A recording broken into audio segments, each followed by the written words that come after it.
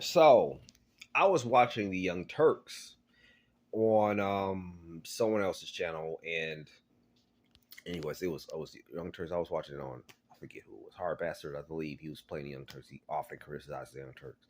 Anyways, and the Young Turks was reporting on something Dr. Oz said, and there was some articles on something that Dr. Oz said about incest on um, what's that, in 2016, I believe. Dr. Oz is running for office now. So, anyways, he excuse me was talking about incest and how somebody was talking about having intimate relations with their adult cousin. Now, these people were two adults. In this conversation I'm dealing with, we're only dealing with the adults. We're not involving children. Okay? So, be it being said, because sometimes you have to, when I'm talking about incest, I have to say we're talking about adults multiple times because it just doesn't click with people. It just, in my life, how what I run across, it does not click with people when I'm talking about adults. So we're talking about adults here. So, anyways, these adults was taught, this adult was talking about how not to engage with intimate activities with their cousin, and Dr. Oz was said, if it's after something after the first or the second, it's okay. If it's after the first or the second, it's okay. Now the Young Turks, rightfully so, said no, it's not okay. I believe they was right on that issue. It's just like, no, it's not okay. And I, you know what, I'm in contact with some of my third cousins or whatever. So yeah, I believe that. I believe it's not okay. And they didn't go any further than that. They were just like, no, it's not okay. And when they're talking about him and this, it was just like, no, it's not okay. And they talked about some other stuff, but as in regards to this, they didn't call incest nasty or anything like this. But I think, no, you know what? I think they kind of talked about it in like it was backwards. But here's the problem I have with that argument, and this is how it ties into the whole gay marriage thing. All right, now before I talk about the gay marriage thing, this is not a moral argument for or against gay marriage. This is not. This is not even an argument for or against homosexuality. There's incest. This is about what two consenting adults are. This is not about adult child relationships, because any kind of adult child relationship, whether you're related or not, whether it's heterosexual or not, is messed up. Period. Okay? So, this is about adults. I'm saying it over and over again because it just doesn't click with people when I'm talking about this.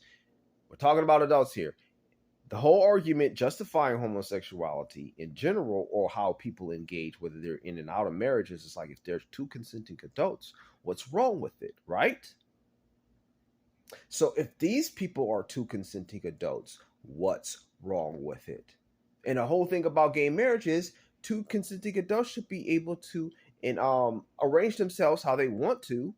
Why I was just like, if heterosexuals are in love, why can't isn't there equal to love? Isn't homosexual love equal to theirs? Why can't they get married? Even though the whole marriage thing, was became a legal matter, had nothing to do with them being in love. They had to do with procreation, but whatever.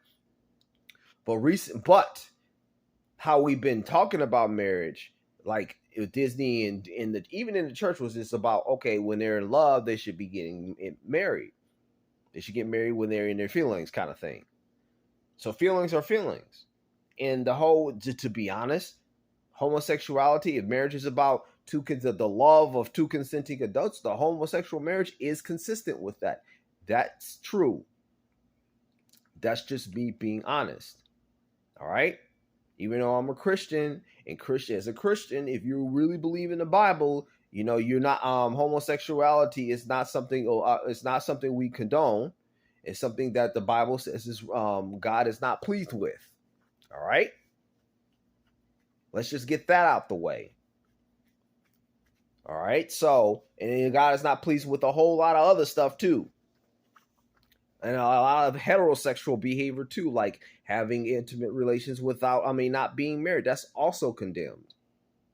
Now we're talking about consensual actions. We're not talking about sexual assault here. So that's off the table. all right, off the table when we come into this conversation.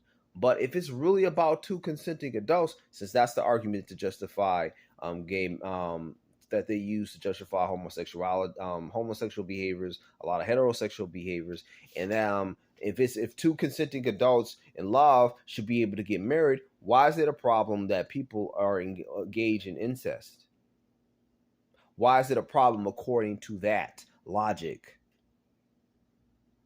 Not why do you feel creeped out about it? Because if you're creeped out about it, you probably incestophobe. Now, if you disagree with homosexuality, you're a homophobe. You can't be it's not really heterophobia is not really a thing, just homophobia.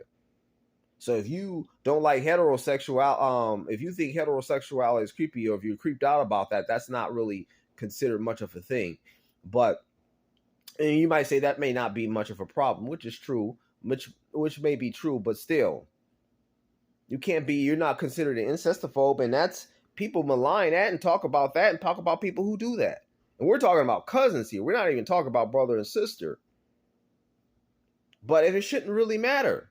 If they're in love, according to that logic, if they're in love, or even if they're not in love, they should be able to get married or engage in intimate activities. Because a lot of times heterosexuals or homosexuals aren't in love when they're engaging in that activity. They're not.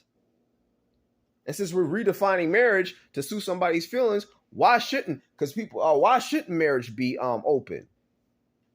Why shouldn't marriage have more than one partner? Because I've heard I even heard Bill Maher talk about how speaking out he said something in an old interview against polygamy. I was like, why are you speaking against polygamy?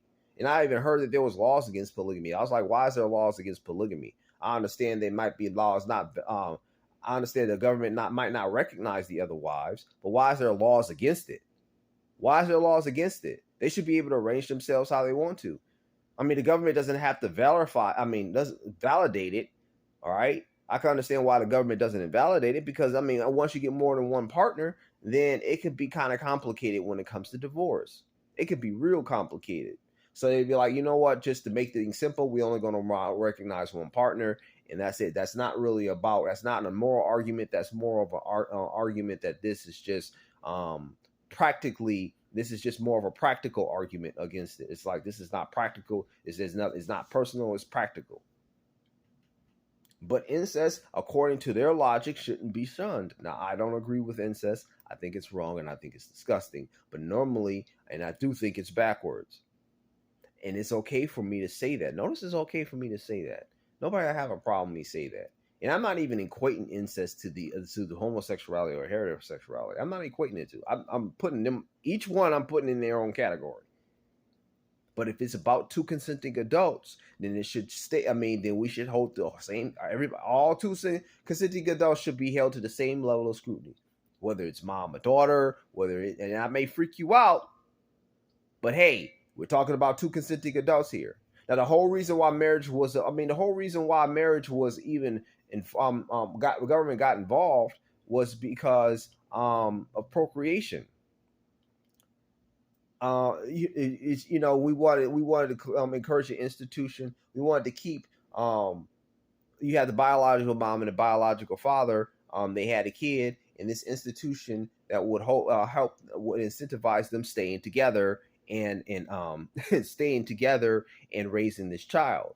Now, once you introduce and altered it to include same-sex couple, and this is why we had things like alimony laws. Now, child support is independent of marriage. You pay child support whether you're married or not. All right, so whether you were married or not, that's a whole different thing altogether. It might have come from around the same time, and it may have originated for the same purposes. But a lot of marriage laws are legit. The only reason why certain marriage laws was legit, like something like alimony, is because the spouse would stay home, take care of the kids, raise the kids, and then the other one would be out working. So you have somebody focusing on the kids, which is good for the development of the psyche of the kid, and then one out there providing. And then, but if that person were just to up and leave, that other person had a lot of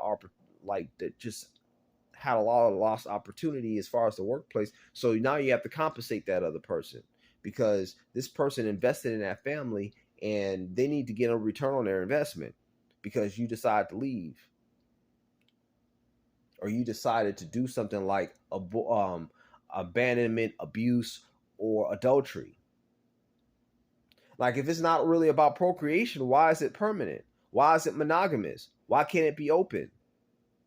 I understand why you probably wouldn't want it to be open, but I'm just saying, why are we shunning people if their relationship is not open? If consenting adults should be able to do what they want to, whether it's healthy or not, because a lot of the stuff we condone is clearly not healthy. Like some of the stuff that some of these people engage in is clearly not healthy. Then why shouldn't condemn it? We should just be like, you do you. I just don't want to have to pay for it. Now, if you're talking about procreating in this kind of relationship, that's a different thing. I understand why you say that's messed up, that's wrong, and whatever, but we're not talking about that. We're talking about strictly, and even in a lot of y'all believe in abortion, so it's like if y'all going to get somebody's gonna get pregnant with incest, you need to abort it. But anyways, or just not get pregnant at all. But even with that, even with getting pregnant, that's not even a risk in a lot of these relationships, because what if it's the same sex? What if it's the same sex? What if it's mom and daughter? What if it's sister and sister? What if it's aunt and niece? Now I understand why you might feel creeped out with some of these things, is because it's like, how long were you looking at this person? This looks like it's potential a potential pedo situation, which is a whole different argument. I'm not arguing from the pedo angle. I'm arguing about the two consenting adult angle. I have to keep saying that because in my life, I find people just miss that. That just goes right over their head.